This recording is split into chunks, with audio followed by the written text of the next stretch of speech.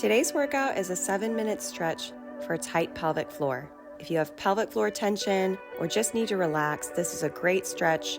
It's easy, it's postpartum and prenatal friendly. All you need is a mat. Let's get started.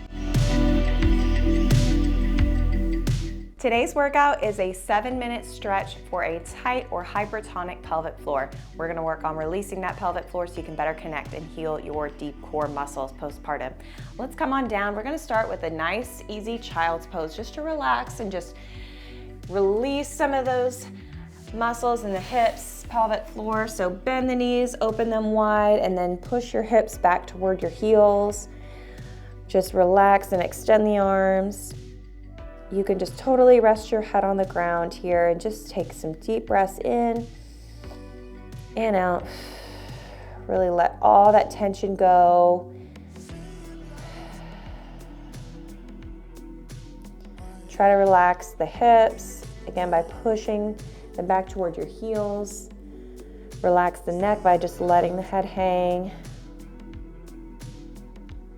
Feel that release in the low back. You're letting your belly just fill up and relaxing your abs.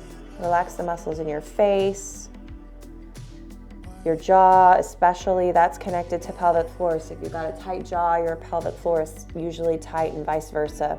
We're gonna keep just flowing through these stretches one after the next. So next we're gonna come to a frog hip opener. So we're gonna take those knees a little bit wider now and then fan the feet out. So you want your knee and your ankle to be in a straight line. Then you're gonna gradually, again, push back. If you're really tight in your inner thighs, you're gonna feel a little more tension in getting into this pose. So you can stay up on the hands and work your way down to the forearms. And if you're ready for it, all the way to the floor and just melt down. Again, don't force anything. Just gently let your breath guide you. Just try to relax.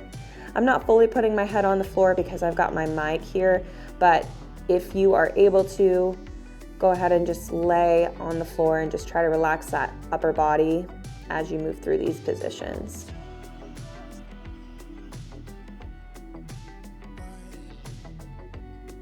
So good for the hips. Again, if we've got tight hips, glutes, that's gonna really restrict our mobility in our deep core pelvic floor and inhibit our connection to it. So we really want to focus on that. Okay, let's keep moving here to our hamstring rock. So we're gonna take a deep lunge. We're gonna push this hip toward the floor and push this knee forward over the toes. And then we're just gonna rock back and forth. Just a couple per side. Kind of opening up these hips here. And you don't have to make this like a perfect movement or anything. We'll switch legs. My hands are on the inside of my foot, but you can place them one on the outside, one on the inside, whatever feels good to you. And I'm just creating mobility here. So it's not necessarily a static stretch here. We're mobilizing the hip flexors, the hamstrings. This is great to do even before workout as well. Again, just trying to create mobility in that deep core and all the muscles surrounding it. All right, now we're gonna come to a deep squat. You can use a chair or the wall to help guide you, but we're gonna come all the way down. If you can, your glutes should be close to those calves, and we're just gonna pry the knees open and rock back and forth here. So I like to keep my hands here in a prayer position. You can do what's comfortable for you, and I'll show you this from the side profile as well. So if you cannot get all the way down here comfortably without arching your back or without it bothering your knees, come up a little higher and hold on to something and rock side to side. This is also a great one if you're preparing for labor and delivery. That side to side motion, that rocking and taking deep breaths in and out really helps release that pelvic floor. Again, great preparation for childbirth, but also just good for, again, letting that pelvic floor relax. If you've got that tight hypertonic pelvic floor, you're gonna, again, have trouble connected to it, maybe some incontinence issues as well, so this is a great movement for that. Now what we're gonna do is a deep inner thigh release, so we're gonna stay down low. Again, you can use a chair if you need to, or something stable to hold on to. We're gonna come here with this knee bent, this leg extended, toes pointed upward, and then we're just gonna shift side to side here. Opposite leg extends. So we're just gonna keep moving through this pose. This knee should be pushing out over the toes, and then opposite leg Switching sides, and you're gonna feel that deep inner thigh release here. We're just gonna keep flowing through it. It doesn't matter so much what you do with your hands here. You can keep them on the floor, but you want to focus on not putting weight forward, but keeping it backwards. So you should be able to balance here, right? Theoretically, all that load is in the hips.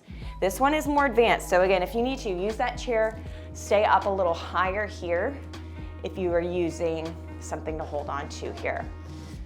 And you don't have to go as fast as I'm going, but the idea is to mobilize things and to move through it fluidly. Okay, we're gonna come to the floor now and do a 90-90 hip rocker. So you're gonna go to a 90-degree hip and glute stretch position. And then what we're gonna do, I'll show you from this side here. So what we're gonna do is just pivot without using the hands, going to 90 degrees other side. So let's do that again. We're just pivoting back and forth without using the hands. If you need to hold on to something, that's fine, but you're not using the hands or the upper body to create that momentum. You'll notice, even though this is a stretch workout, some of these exercises are quite challenging. Great, again, to do as a mobility workout before your workout, or on its own, just as a standalone. I love to do stuff like this before bed. I feel like it really helps release any tension you've been carrying throughout the day. And without even knowing it, we carry a lot of tension in our core and pelvic floor. Like I said, even your jaw, if you clench your jaw, you grind your teeth, it's probably connected to that tight pelvic floor. So we want to work on releasing all of that. And these exercises will help. Okay, now finishing with our happy baby pose. So if you've done yoga, you know this one. We lay on the back, we take the knees wide, flex the feet. You can grab on the outer edges of the feet or you can grab the toes. If you're not able to do that, just focus on lifting here and just letting the knees fall via gravity.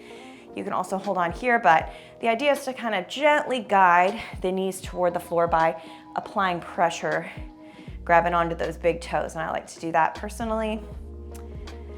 And again, just letting that gentle pulling motion, gravity do its thing, and just relax. Think about breathing, expanding into that pelvic floor.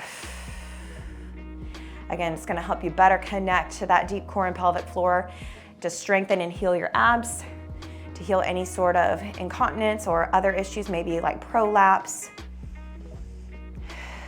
even like TMJ. It's a great stretch release workout for that as well. All right, that's all we've got. That was the 7 minutes. So again, you can do this before, after a workout, even multiple times in a row. Safe to do every single day, pregnant and postpartum, with some just guided exercise. So I hope you all enjoyed that. Let me know what you think in the comments if you'd like to see more pelvic floor related exercises or anything else you'd like to see. I'll see you back here next time for our next workout together.